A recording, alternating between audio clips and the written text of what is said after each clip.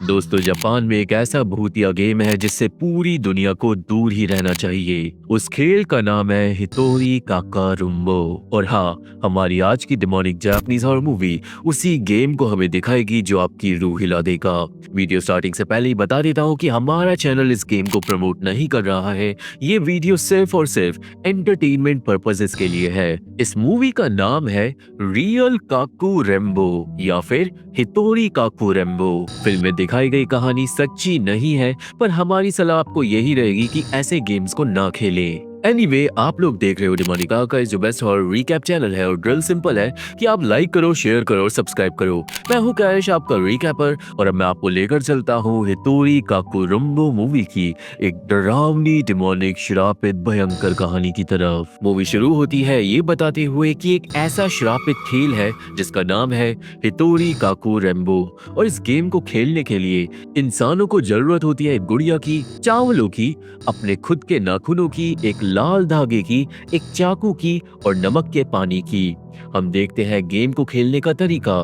गुड़िया को काट कर उसके अंदर से रुई बाहर निकाल ली जाती है। उसके अंदर भरे जाते हैं चावल और नाखून, एंड देन गुड़िया को सिल दिया जाता है एक लाल धागे से, और धागे को डॉल के चारों ओर लपेटा भी जाता है। देन इसके बाद एक लड़की उस गुड़िया को उठाकर बोलती है, ए गुड़िया, मुझे भूत से मिलना है, मेरा नाम है मियोको। देन मियोको गुड़िया को डाल देती है नमक के पानी के अंदर। ये सब कर कर मियोको लाइट बंद कर देती है, टीवी चालू कर देती है और बैठ जाती है आंखें बंद कर कर 10 सेकंड के लिए। 10 सेकंड बाद मियोको बाथरूम में जाकर चाकू से उस गुड़िया को स्टैब कर देती है अपना नाम लेते हुए।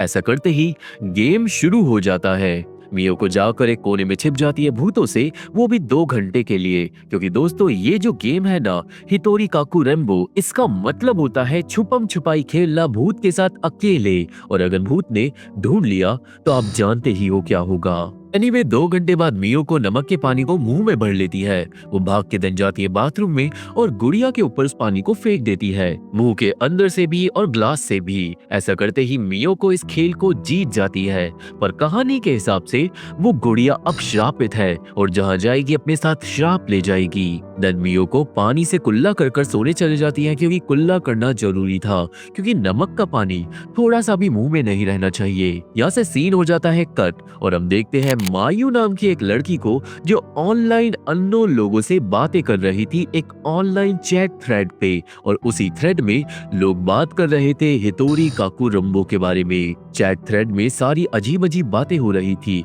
कि कैसे काफी लोग वो गेम खेल रहे हैं, और जो भी आत्मा गेम खेलने आती है वो कुछ ना कुछ गड़बड़ जरूर करती है। जैसे कई बार लोगों को वो गुड़िया मिलती ही नहीं, क्योंकि वो एंटिटी उस गुड़िया को छिपा देती है, और अगर गुड़िया को टाइम पे नहीं ढूंढा गया तो भी इंसान मारा जाएगा। अब दोस्तों, ये सब पढ़कर मायू हो जाती है बहुत ज्यादा एक्साइटेड, और वो फैसला करती है हितोरी काकुरेम्बो खेलने का। रात के 3 बजते ही मायू करती है गेम का डिमोनिक रिचुअल। गुड़िया को पानी में डालकर अपना नाम लेकर मायू जाकर छिप जाती है 2 घंटे के लिए, पर काफी देर तक कुछ नहीं होता। मायू देन टेक्स्ट करती है यूमिको नाम की एक लड़की को जो उसकी दोस्त है, और वो भी चैट थ्रेड पे ऑनलाइन बात कर रही थी। मायू यूमिको को बताती है कि ये गेम बकवास है। देन 2 घंटे हुए भी नहीं थे, पर मायू नमक का पानी मुंह में भरकर बाहर निकल जाती है। एंड देन अचानक टीवी में से आने लगती है डिमोनिक आवाजें। एक क्रीपी सी औरत टीवी में उसे दिखाई देती है, जिससे मायू के रोंगटे खड़े हो जाते हैं, और इसी के साथ वो सेम भयंकर औरत क्रॉल कर कर बाहर आने लगती है क्लोजेट के बाहर, और अगले ही पल वो औरत मायू के पीछे आकर खड़ी हो गई थी, जिससे मायू की रूह कांप जाती है। और दोस्तों, इस सीन के बाद मायू अपने घर से निकलना बंद कर देती है। यहाँ से सीन 2 हफ्ते आगे जाता है, जहाँ पे हम मिलते हैं मायू की छोटी बहन कुरोमी से। कुरोमी आज आई थी मायू के शहर मायू से मिलने, क्योंकि 2 हफ्ते से मायू अपने परिवार में किसी का भी फोन नहीं उठा रही थी। कुरोमी को तो लग रहा था कि मायू शायद घर पे ही नहीं होगी।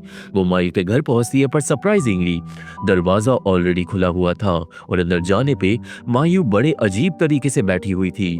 कुरोमी जाकर अपनी बहन से मिलती है, उससे बातचीत करती है, पूछती है कि क्या हुआ और वो 2 हफ्ते से कहाँ गायब है। पर मायू बोलती है, कुरोमी तुम बैठो, मैं चाय लाती हूँ। देन मायू चले जाती है बड़े ही क्रीपी तरीके से किचन में और कुरोमी को देन मायू के सामान में मिलती है हितोरी काकुरम्बो की एक अजीब सी किताब। कुरोमी जाती है पूछने किताब के बारे में, पर मायू वो सामने आती है कुरोमी के एक चाकू लेकर, जिसके बाद अपनी बहन के सामने ही मायू खुद को मार लेती है बहुत ही ज्यादा भयंकर तरीके से, जिससे कुरोमी की सांसें अटक गई थी। देन इसके बाद हम मिलते हैं मिस्टर हिडेयासु से, जो एक टीवी शो पे आया हुआ था एज अ साइकिक, और वो समझा रहा था हितोरी काकुरुम्बो के बारे में। क्योंकि दोस्तों असल में ये जो खेल है ना, ये खेल कम एक डिमोनिक रिचुअल ज्यादा था। हिडेयासु के हिसाब से नमक का पानी हमारी दुनिया को भूतों की दुनिया से जोड़ देता है, और वो जो गुड़िया लोग बनाते हैं खेल के अंदर, उसमें अपने नाखून डालकर वो लोग खुद की ही एक आल्टर ईगो बना देते हैं। आप लोग वूडू डॉल्स के बारे में तो जानते ही होंगे, जिसमें अगर डॉल्स को कुछ होता है तो वो सेम चीज इंसान के साथ भी होती है। वेल, इस गेम में जो गुड़िया है ना, वो भी इसी तरीके की है। उस गुड़िया को बनाकर बेसिकली एक इंसान खुद की बलि चढ़ा रहा है शैतानी आत्माओं के सामने। पर इंटरनेट पे लोगों ने इस डिमोनिक रिचुअल को एक खेल में बदल दिया है। जापान में लोग बाग अब इस गेम को खेल रहे हैं और ऑब्वियसली मारे जा रहे हैं। यहाँ से अब सीन आता है एक छोटे से फिल्म स्टूडियो में, और हम मिलते हैं प्रोड्यूसर ताकेशी से, जो बात कर रहा था हितोमी से, जो एक स्क्रीन राइटर है। हितोमी स्क्रिप्ट लिखकर लाई थी हितोरी काकुरुम्बो गेम के ऊपर, पर वो स्क्रिप्ट ताकेशी को बिल्कुल अच्छी नहीं लगती और वो स्क्रिप्ट को रिजेक्ट कर देता है। गुस्से में हितोमी चले जाती है वॉशरूम, और ताकेशी देन हितोमी की बेइज्जती करने लगता है उसके बॉयफ्रेंड यामामोतो से। ताकेशी के हिसाब से यामामोतो को हितोमी को टाइम रहते छोड़ देना चाहिए, क्योंकि वो लड़की अब ज्यादा टैलेंटेड नहीं रही। ये सब सुन लेती है हितोमी और वो गुस्से में छत पे जाती है सुट्टा फूकने। देन बाद में वो यामामोतो से अकेले में बात करती है और यामामोतो समझाता है कि हितोमी को प्रोड्यूसर की बात मान लेनी चाहिए। वो देन हितोमी को सजेस्ट करता है 2 और स्क्रिप्ट लिखने के लिए उन आइडियाज के ऊपर जो प्रोड्यूसर को अच्छे लगते हैं। ऑब्वियसली हितोमी ऐसा नहीं करना चाहती थी, पर यामामोतो के हिसाब से फिल्म इंडस्ट्री में यही काम होता है। और दोस्तों ये बात बिल्कुल सच है, आर्टिस्ट को अक्सर अब्यूज करा जाता है उनके टैलेंट्स के लिए। एनीवे, इस सीन में हितोमी यामामोतो को गिफ्ट करती है गुड़िया, क्योंकि वो एक अच्छा बॉयफ्रेंड है। देन रात को यामामोतो अपनी एक स्क्रिप्ट पे काम कर रहा था और वो बेचारा थक हार कर सो जाता है, और उसकी आंख खुलती है रात के अराउंड 3 बजे, और ऑब्वियसली वो सोचता है हितोरी काकुरुम्बो खेलने का। अगली सुबह हम देखते हैं हितोमी को जो स्टूडियो जा रही थी, जब उसे प्रोड्यूसर फोन करता है और बताता है कि यामामोतो आज काम पर नहीं आया है, जबकि वो ही डेली सबसे पहले काम पे आता था। ये सुनकर हितोमी को हो जाती है चिंता। वो जाती है यामामोतो के घर, पर दरवाजा कोई नहीं खोलता। हितोमी को सेंस पता था कि घर की चाबी कहाँ रखी है, तो वो चाबी लेकर घुस जाती है अंदर और उसकी रूह कांप जाती है, क्योंकि एक टेबल पे मरा पड़ा था यामामोतो। हितोमी को समझ नहीं आता कि वो क्या करे, पर अगले ही पल यामामोतो टेबल से गायब हो जाता है। हितोमी कंफ्यूज हो जाती है और उसे मिलती है यामामोतो की स्क्रिप्ट, और साथ ही साथ हितोमी को फील होने लगती है यामामोतो की अजीब प्रेजेंस। देन उसे मिलती है अपनी गिफ्ट करी हुई गुड़िया, जिसके अंदर चावल भरे हुए थे और बाथरूम में बाथटब में भी नमक का पानी भरा हुआ था, जिससे हितोमी समझ जाती है कि उसके बॉयफ्रेंड ने हितोरी काकुरुम्बो गेम को खेला होगा। पर दोस्तों हितोमी को श्राप वाली बातों में यकीन नहीं था। उसे तो बस लग रहा था कि शायद उसका बॉयफ्रेंड ये गेम खेलकर कहीं पे भाग गया है। ये सारी बातें जाकर हितोमी बताती है ताकेशी को, और ताकेशी को यामामोतो की जरूरत थी, क्योंकि वो एक मूवी को डायरेक्ट कर रहा था। अब अगर 2 दिन में यामामोतो वापस नहीं आया तो मूवी को कैंसिल करना पड़ेगा, जो कि गड़बड़ की बात थी, क्योंकि उस मूवी की स्क्रिप्ट हितोमी ने लिखी थी।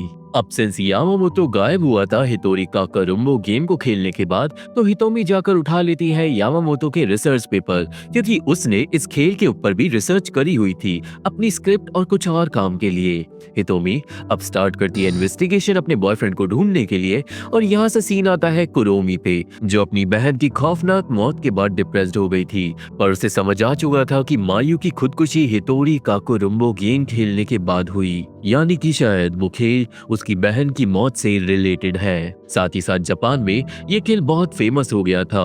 न्यूज रिपोर्टर्स इस गेम को ही कवर कर रहे थे। एक रिपोर्टिंग में कितामी नाम की लड़की बता रही थी कि उसने इंटरनेट से देखकर इस खेल को खेला था और अब उसके घर में डेली पैरानॉर्मल चीजें हो रही है।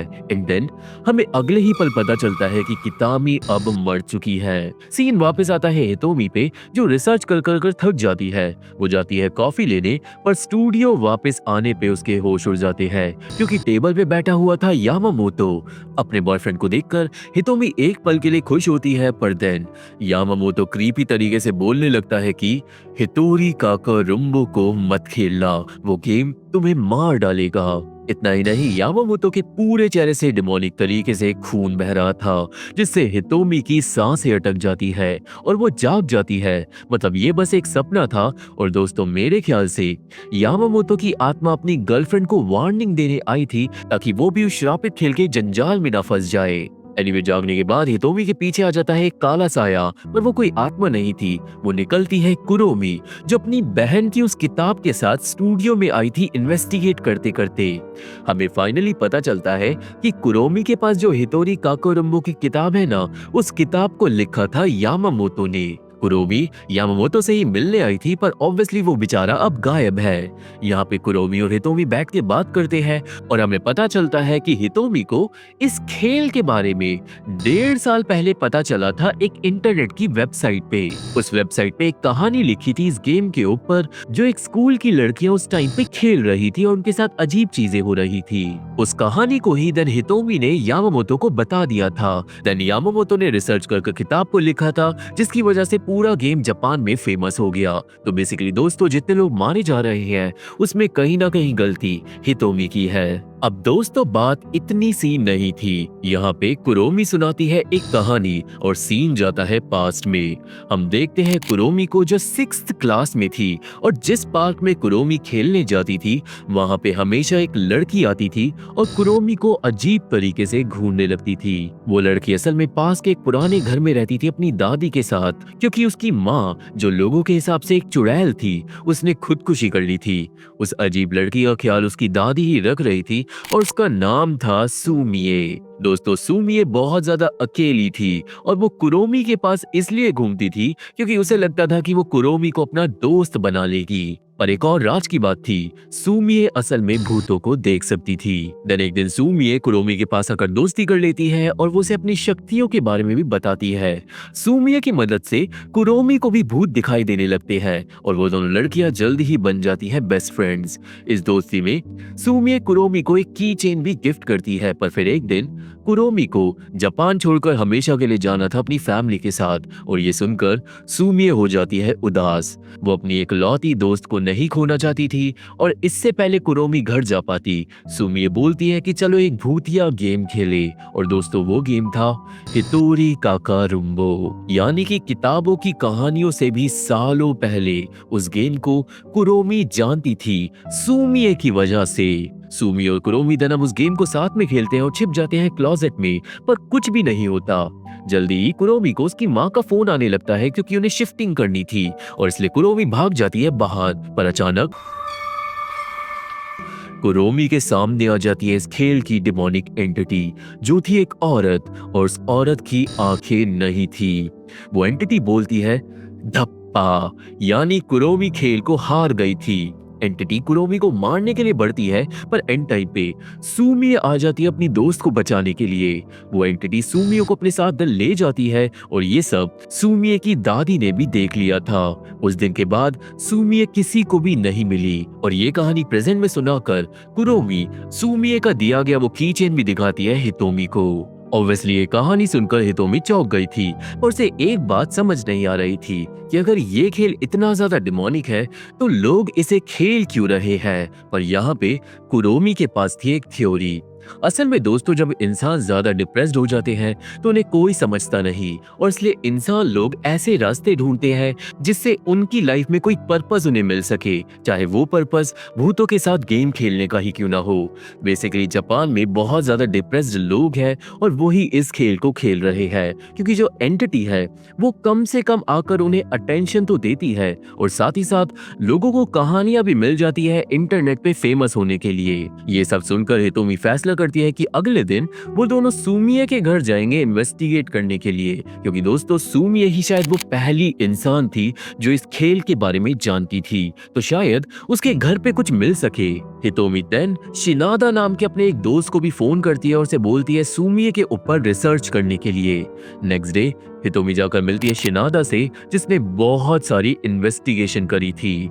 शिनादा को पता चला था कि सूमिये की माँ का नाम था कायाको, और उसने अकेले खुदकुशी नहीं करी थी। वो औरत अपनी बेटी को लेकर खुदकुशी कर रही थी, पर लकीली सूमिये जिंदा बच गई। इससे ये साफ हो जाता है कि सूमिये एक बहुत ज्यादा ट्रॉमेटाइज्ड लड़की थी। एंड देन हमें पता चलता है कि जब सूमिये गायब हो गई थी तो उसकी दादी, जिसका नाम था तोशिको, उसे गिरफ्तार कर लिया गया था, क्योंकि गांव वालों ने अफवाह फैला दी थी कि सूमिये को दादी ने ही मारा है।